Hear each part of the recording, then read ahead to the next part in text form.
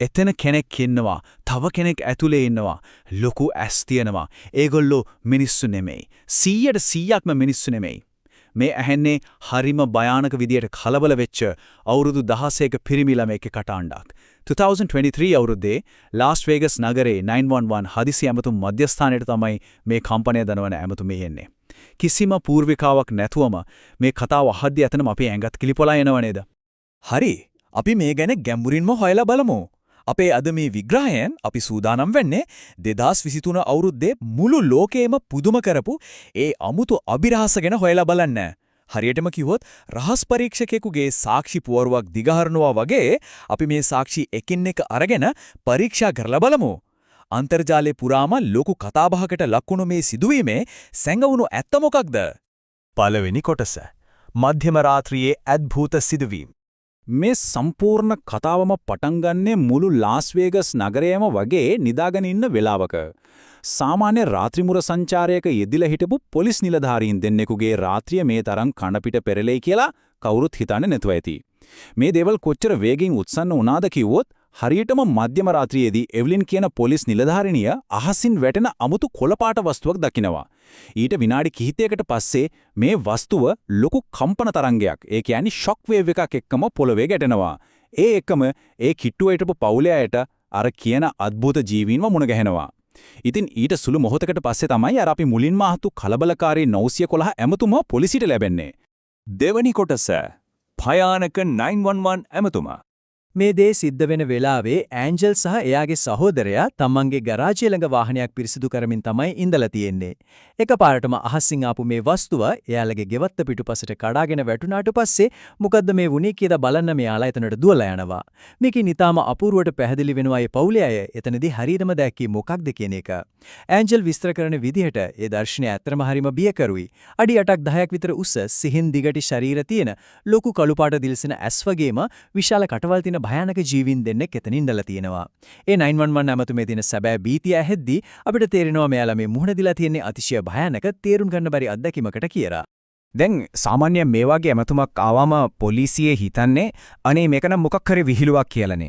හැබැයි මේ කතාවේ හැරවුම් ලක්ෂ්‍ය වෙන්නේ මේකට ප්‍රතිචාර දක්වන්න ආපු සන්නද්ධ පොලිස් නිලධාරීනු දැඩිසේ බීතියටපත් වෙලා හිටපු එක. එයාලගේ බොඩි කැම් දර්ශන වලින් පැහැදිලිවම ඇහෙනවා නිලධාරීන් පවා කියනවා තමන් ගොඩක් කලබල වෙලා ඉන්නේ. මේ පවුලේ අය ඇත්තටම බය වෙලා ඉන්න බව පේනවා කියලා. නීතිය ක්‍රියාත්මක කරන්න ඕනෑම දෙයකට මුහුණ දෙන්න පුහුණුවක් තියෙන නිලධාරීන් පාවා මේ විදිහට බය වෙනවා කියන්නේ එතන හිතා ගන්නවත් බැරි තරම් බරපතල දෙයක් සිද්ධ වෙලා තියෙනවා කියන එක අපිට පැහැදිලියි.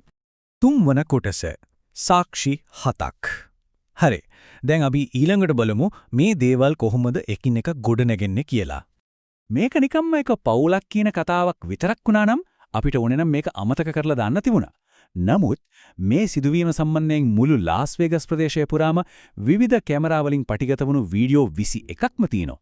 ඉන් ප්‍රධාන සාක්ෂි 7ක් ගැන අපි අවධානය යොමු කරොත් මුලින්ම නිලධාරණී එවලින්ගේ බොඩි කැමරාවේ අර කොළ පැහැති වස්තුව සටහන් වෙනවා.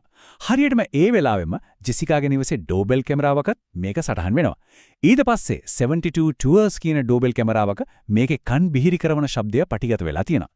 ඒ වගේම මහමාර්ගයේ ගිය රෙඩිට් පරිශීලකයෙක්ගේ ඩෑෂ් කැමරාවක්, ලාස් වේගස් වල ස්වයංක්‍රීය මෝටර රථයක අදෝරක්ත දත්ත සහ තවත් අසල්වැසියන්ගේ කැමරා වලින් පවා කම්පන තරංග වගේම අර වස්තු නිරීක්ෂණය වෙලා තියෙනවා. හිතලා බලන්න මේක කිසිසේත්ම එක කැමරාවක දෝෂයක් වෙන්න බෑනේ. දැන් මෙතන තියෙන ගොඩක්ම සිත් ගන්න අසුළු කාරණේ තමයි මේක සාමාන්‍ය උල්කාපාතයක් කියන මතය සම්පූර්ණයෙන්ම බිඳ වැටෙන එක. ලාස් වේගස් වල ගමන් කරමින් තිබුණු ස්වයංක්‍රීය මෝටර රථයක අදෝරක්ත එවනත් මේ ඉන්ෆ්‍රාරෙඩ් කැමරාවක මේ වස්තු සටහන් වෙලා තියෙනවා. සාමාන්‍ය උල්කාපාතයක් අහසින් වැටෙද්දී ඒකෙන් විශාල තාපයක් නිකුත් වෙනවා. ඒ නිසා අදෝරක්ත කැමරාවකින් බැලුවම ඒවට පැහැදිලි තාප තරංග සටහන් වෙන්න ඕනේ. ඒත් පුදුමයකට වගේ මේ කොළපාට වස්තුවට කිසිම තාප සලකුණක් තිබිලා නැහැ. ඒ කියන්නේ විද්‍යාත්මක දත්තවලට අනුව මේක අනිවාර්යෙන්ම සාමාන්‍ය උල්කාපාතයක් නම් වෙන්න බෑ. මේ කතාව තවත් බරපතල වෙන්නේ ප්‍රවීණ අපරාධ විමර්ශන විශේෂඥයින් මේක විශ්ලේෂණය කරන්න පටන් ගත්තාට පස්සේ ඇන්ජල්ගේ අම්මා තමන්ගේ ජංගම දුරකථනයෙන් ගත්ත කලබලකාරී වීඩියෝ එකේ දකුණු පස තියෙන අඳුරු සෙවනෙලි ප්‍රදේශයේ විශ්ලේෂණය කරපු ස්කොට් රෝඩර් කියන විශේෂඥයා පැහැදිලිවම පෙන්වා දෙනවා එතන දකුණේ ඉඳන් වමට චලනය වෙන කකුලක හැඩයක් තියෙනවා කියලා. මේක නිකම්ම YouTube වීඩියෝ බලන කෙනෙක්ගේ අදහසක් නෙමෙයි. වෘත්තීම විමර්ශකයෙකුගේ සම්පූර්ණයෙන්ම ස්වාධීන වඩේම විශ්ලේෂණාත්මක මතයක්. හතරවන කොටස. මේ ගෙතු බොරුවක්ද? සාමාන්‍යයෙන් මේ වගේ අමුතු සිදුවීමක් එළියට ආවම ගොඩක් අය සැක කරනවා මේක අන්තර්ජාලයෙන් සල්ලි හොයන්න කරපු බොරුවක් කියලා. හැබැයි ඇත්තටම එහෙමද? ඇන්ජල් මේ සිදුවීම ගැන තමන්ගේ YouTube නාලිකාවේ පළ කළේ හරියටම එකම එක වීඩියෝ එකක් විතරයි. ඒ වීඩියෝ එක දවස් කිහිපයකින් මිලියන ගණනක් දෙනා නැරඹුවා. එයාට ඕනකමක් තිබුණා නම් මේකෙන් වීඩියෝ මාලාවක්ම හදලා ලොකු මුදලක් හොයන්න තිබුණා නේද? නමුත් ඔහු කිසිම වෙලාවක ඒක මුදල් ඉපෙීමේ මාර්ගයක් කරගත්තේ නැහැ. ඔහුට ඕන වුණේ තමන්ට කියන්න තියෙන දේ සමාජයට කියන්න වේදිකාවක් විතරයි. මේ හැසිරීම අන්තර්ජාලයේ බොරු ප්‍රචාරය යවලා සල්ලි හොයන අයගේ හැසිරීමට සම්පූර්ණයෙන්ම පටහනි. ඒ වගේම මෙතන තියෙන තවත් ලොකුම ප්‍රශ්නයක් වෙන්නේ පොලිසිය හැසිරීම. පොලිසිය කියනවා ගෙවත්තේ කිසිම භෞතික සාක්ෂියක් තිබුණේ නැහැ කියලා. හැබැයි පුදුමයකට වගේ ඒ ගෙවත්තට ගිය පොලිස් නිලධාරියාගේ බොඩි කැමරාවේ සටහන් වුණු නිලදර්ශන පොලිස් දෙපාර්තමේන්තුව විසින් සම්පූර්ණයෙන්ම අපහැදිලි කරලා එමත් නැත්නම් බ්ලර් කරලා තමයි නිකුත් කරන්නේ. කිසිම සාක්ෂියක් නැත්නම් ඇයි මේ විදිහට වීඩියෝ එකක් වාරණය කරන්නේ? මේ වගේ දේවල් නිසා මිනිසුන්ගේ කුතුහලය සහ සැකය තවත් වැඩි වෙනවා විතරයි. පස්වන කොටස. ඒරියා 51 සම්බන්ධතාවය. ඉතින් මෙතන තියෙන වැදගත්ම කාරණය තමයි මේ සිදුවීම දිහා අපි තවත් පුළුල් කෝණයකින් බලන්න ඕනේ කියන එක. මේක නිකම් හුදකලා සිදුවීමක් නෙමෙයි. අද වෙද්දී ලෝකයේ ප්‍රබල රජයන් පවා UAP එහෙමත් නැත්නම් හඳුනා නොගත් අභ්‍යවකාශ සංසිද්ධි ගැන ගොඩක් විවෘතව කතා කරන්න පටන් අරගෙන තියෙනවා.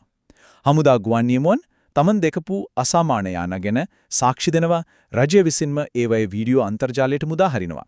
නූතන රජයන්ම මේ ගැන මේ විදිහට විවෘතව සාකච්ඡා කරද්දී විවිධ කැමරා සාක්ෂි රාශියක් තියෙන මේ දේශීය සිදුවීම හුදු මිත්‍යාවක් විතරයි කියලා බැහැර කරන්න අපිට ලේසියෙන් බෑ. මේ ඔක්කොම දේවල් අතරේ තියෙන වඩාත්ම සිත්ගන්නාසුළු භූගෝලීය පසුබිම තමයි මේ දුර. මේ සම්පූර්ණ අතිශය අසාමාන්‍ය මහා පරිමාණයෙන් සාක්ෂි සටහන් වුණු සිදුවීම සිද්ධ වෙලා තියෙන්නේ ඇමරිකාවේ තියෙන අතිශය රහසිගත හමුදා කන්දවරක් වෙන ඒරියා 51 වල ඉඳලා හරියටම සැතපුම් 83ක් වගේ ඊටාම කුඩා දුරකින්. ඉතින් මේක නිකම්ම අහම්බයක් වෙන්න පුළුවන්ද? මෙච්චර රහසිගත කලාපයකට මෙතරම් කිට්ටුවෙන් මේ වගේ දෙයක් සිද්ධ වීම ඇත්තටම අපේ කුතුහලය තවත් අවසනව නේද? ඉතින් අපි මේ විග්‍රහය තුලින් සාක්ෂි සියල්ලම දිගහැරියා. විවිධ කෝණවලින් ආපු වීඩියෝ සාක්ෂි, පොලිසිය මතභේදාත්මක ප්‍රතිචාර, විශේෂඥ විශ්ලේෂණ සහ මේ සිදුවුණු අద్భుත භූගෝලීය පසුබිම.